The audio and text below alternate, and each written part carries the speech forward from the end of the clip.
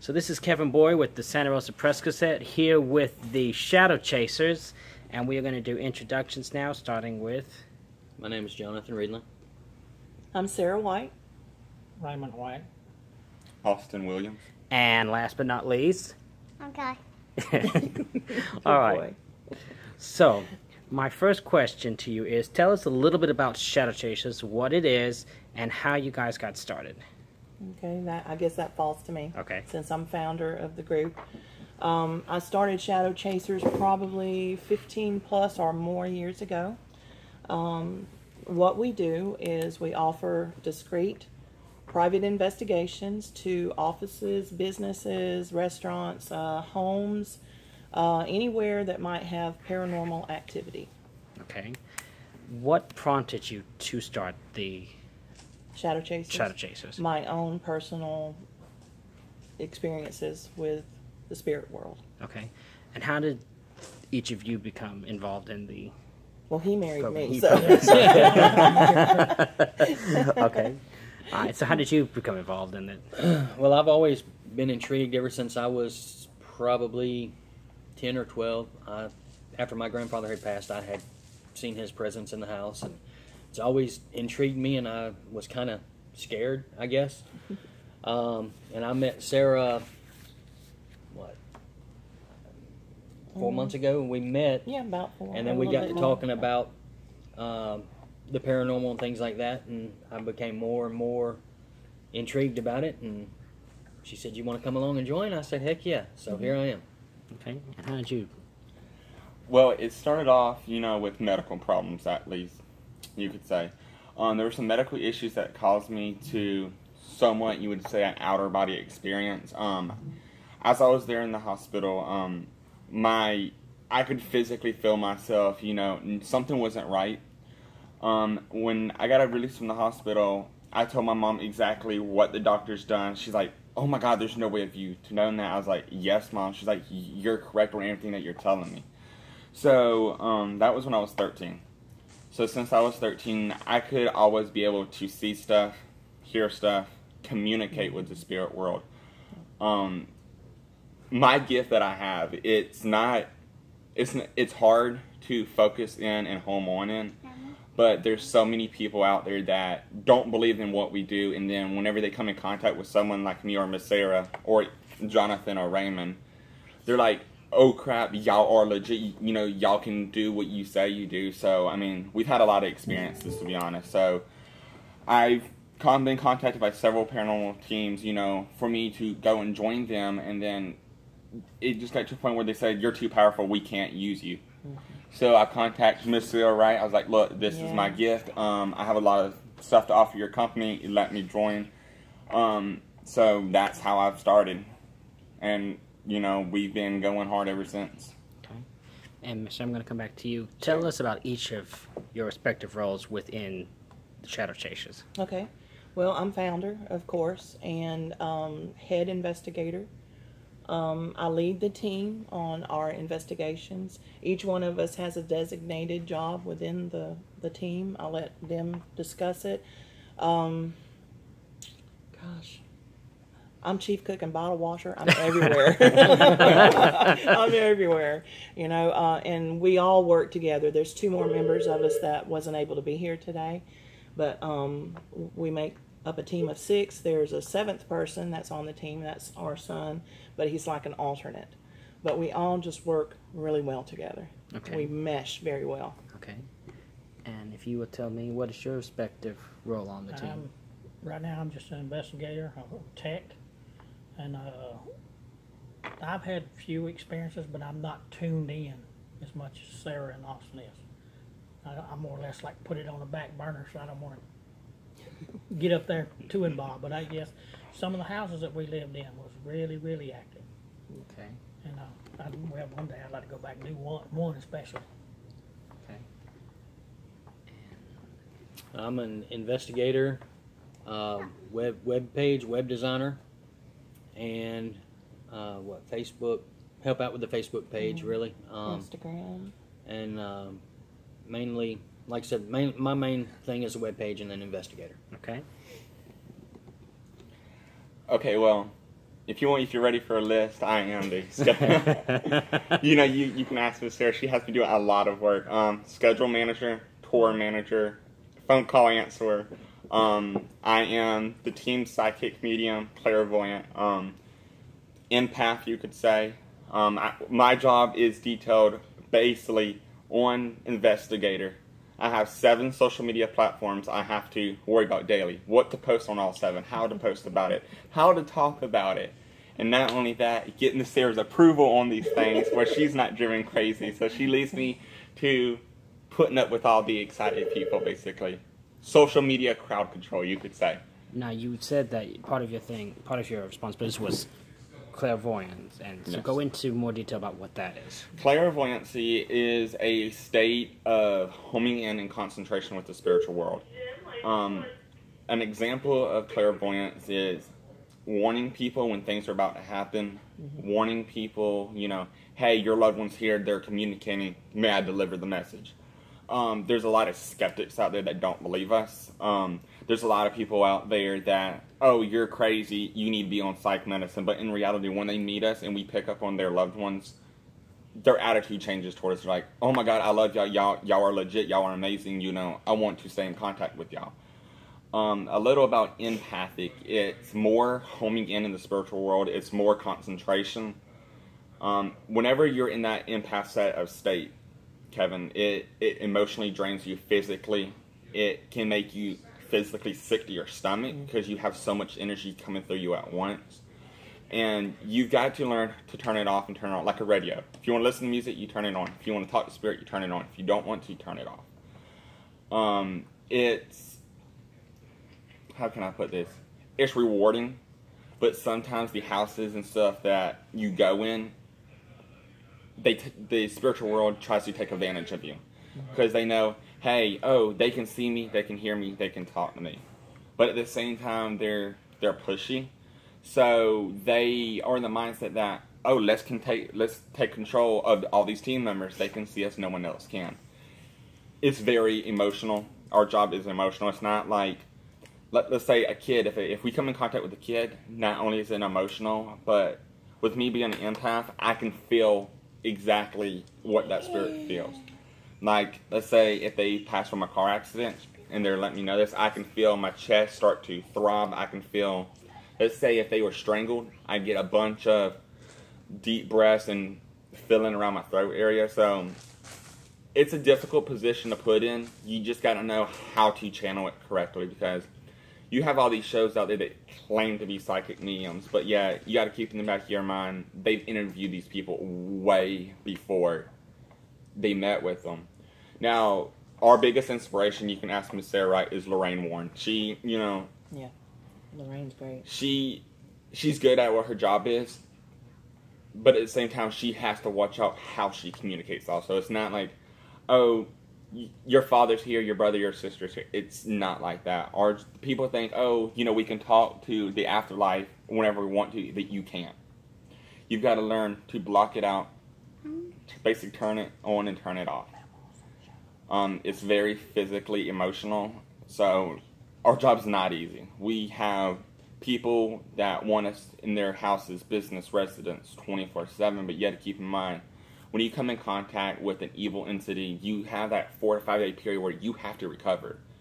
And so, an empath clairvoyancy is emotionally, physically draining, but the gift is so wonderful. Okay. And I want to come back to you and explain to me a little bit more about what an investigator is. Why do you have to come to me? I don't know how to answer that. Sure you do. So you do. Tell them what we do. What's an investigator? You go into the the location that has whatever paranormal activity is going on there. You go in there with your equipment. You have different types of equipment that you use. Like you have your voice recorder that can capture spirit voices. You have your, of course, your video camera. What else am I thinking? Millimeter. The millimeter. DVR. Well, I said DVR. Okay. But you go in there with your equipment, and you just try to capture any kind of scientific evidence to go along with what is being said is happening. Okay. We have equipment with us today too, if you want to take it. Good. Yeah, we will be. All right. Now, I want to ask you if you can show us some examples of things you have seen while you've been on Okay. investigations and kind of explain. Now, The process for it. for the privacy of our clients, okay, I do ask that these not be shown out, you know, in the public. Okay. Okay. But for the purposes of just getting it here, we can show you just a little bit here. I did bring these. If you want to just show them to me, and Yes. then I can That then is explain a- it to them. Investigation Okay. that we were on and we were conducting, and the mother of the little girl kept saying that she saw things. So that night in particular, it was a lot happening and a lot going on. There was a meteor shower that night, and I don't know if that has anything to do with the photography that we did. There is no photoshopping of those photos whatsoever. That's just a few of the ones that I took that night, and some of the rest of the team. Okay. It's taken with a digital camera. Brand new batteries in it. The camera worked perfect before that night and after that night. That night only, we got the pictures like this. Every single shot we took.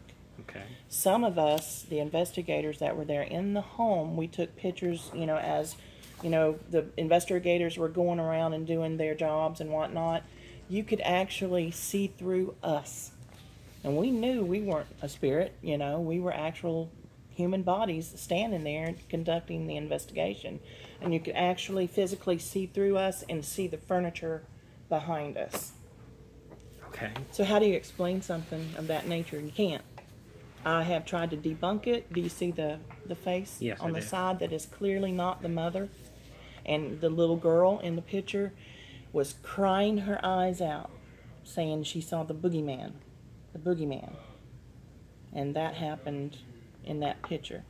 Okay. Now, you say that you cover Escambia, Santa Rosa, Anywhere. anywhere. Or do you plan to do any investigations in the Santa Rosa County area in the near future? Oh, yes. Okay. Yes. And that leads me to my next question. I saw when we were discussing that you were having an event, A meet and greet. a meet and greet on Yes, July sir. 7th. So tell us more about that. That is set up with one of our sponsors, Pensacola Vinyl Boutique. They printed the shirts for us. They've gotten logos for us, decals, caps, koozies, car tags, anything that we can come up with, they're printing off and taking care of us. Okay. That event will be a big day event where we'll have Water slide. a water slide. Cat Country, I think they're getting in touch with them to see if they can come out and broadcast that day. Just a big event for people to come and meet us and see what this is all about. Because still, you know, there's a lot of shows out there like, you know, Ghost Adventures with Zach Baggins. What's the other one? Taps is off the air now.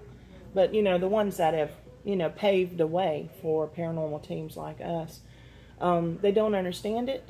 And we just want to make the public aware. We want to let them know that they're not crazy, because most of the people that call us, they say, well, we feel crazy and we don't have anybody to talk to about our experiences for fear of people thinking that we're nuts. You're not nuts. We believe, because each one of us on the team has had our own personal experiences.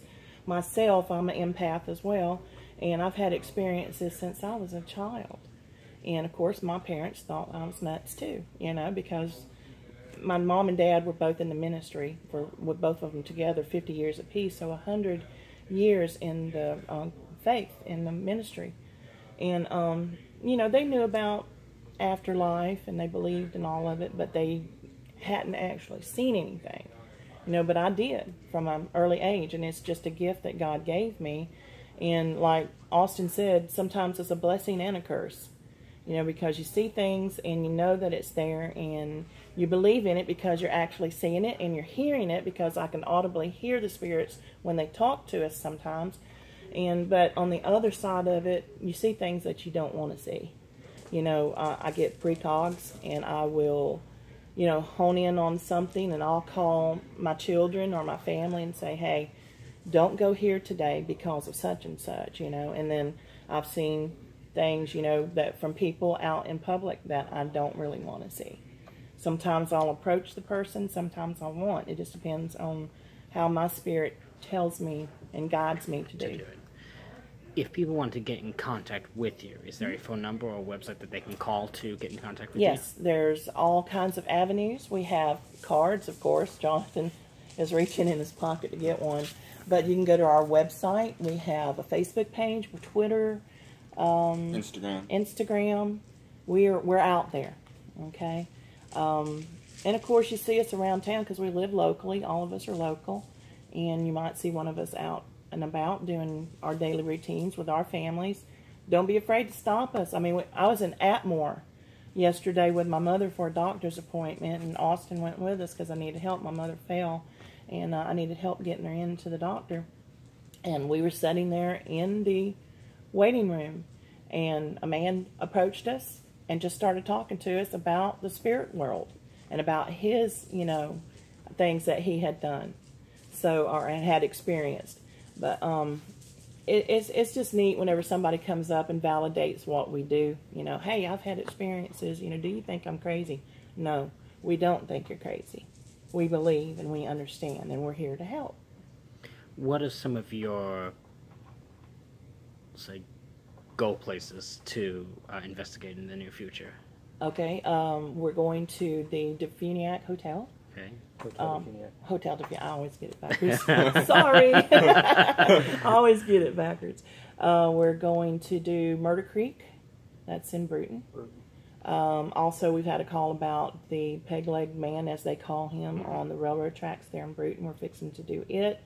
We have a list of about 21 or 22 investigations that are coming up. We're slammed right now at this moment.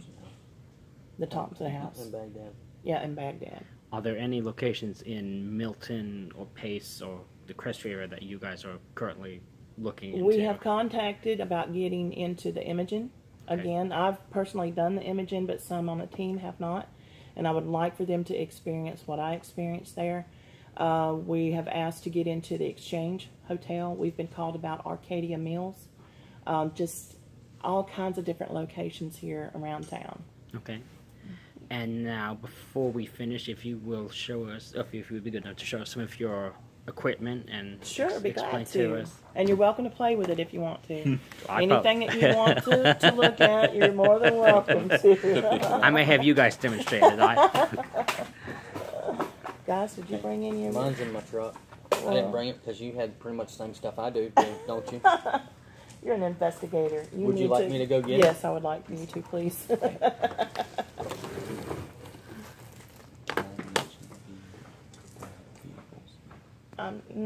I can't hear you. Okay, this is one. It's called the ghost meter. Okay. Okay. This will go off as like an EMF detector. Okay. And it will, if there's any changes in the atmosphere as far as electrical current, it will pick up and it will go off. This end here will light up. Okay. Okay, and that's a pretty cool little device. That's one of my favorites. Let's see. Here is our digital voice recorder. We count on this little baby a lot, and each one of us has one. This is what, of course, if you've watched the ghost shows out there, this piece of equipment is called a DVR, digital voice recorder.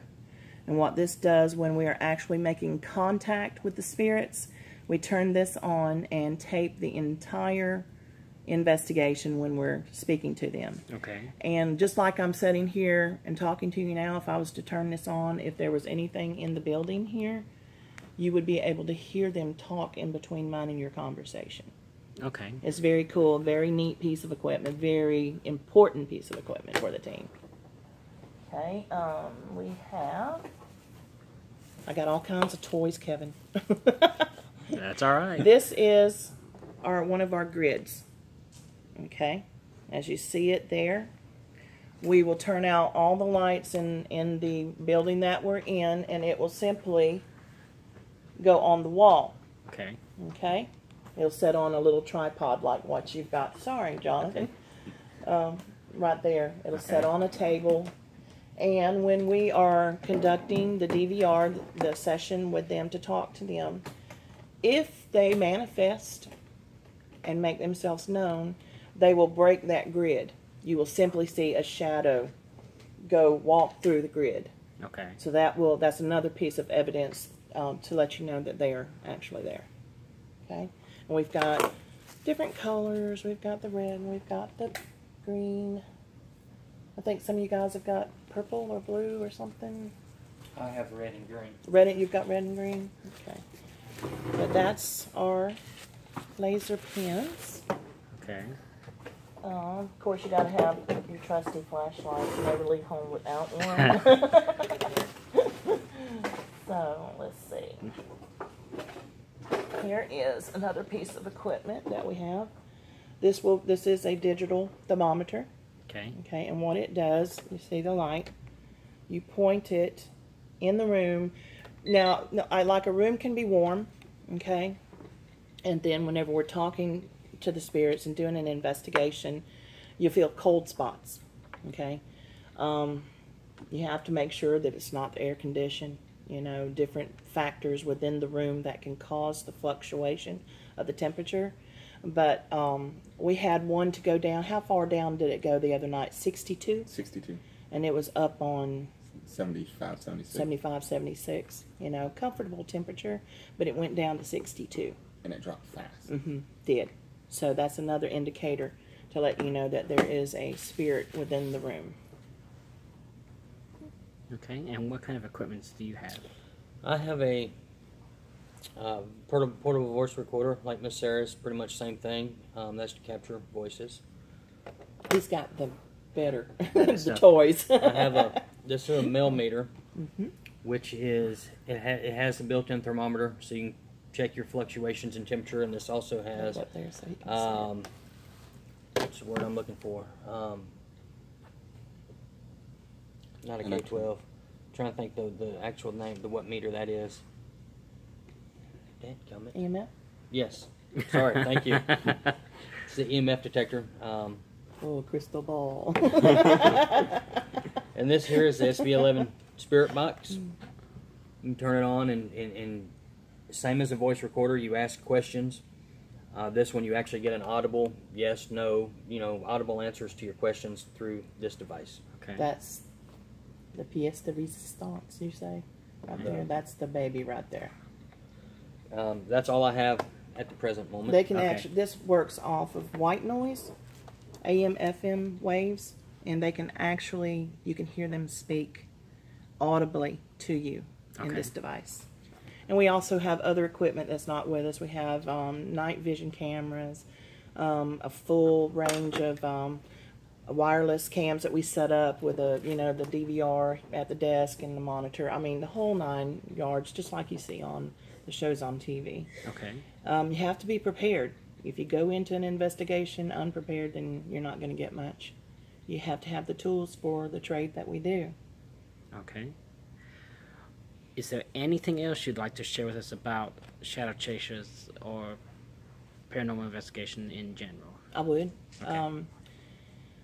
Let me see how I want to say this just as politely as I possibly can. We don't worship Satan. Okay. A lot of people will shy away and they'll say, "Oh, you're doing hell, Satan," or whatever, however they say it, which is kind of crazy sometimes. No, we're not calling up demons.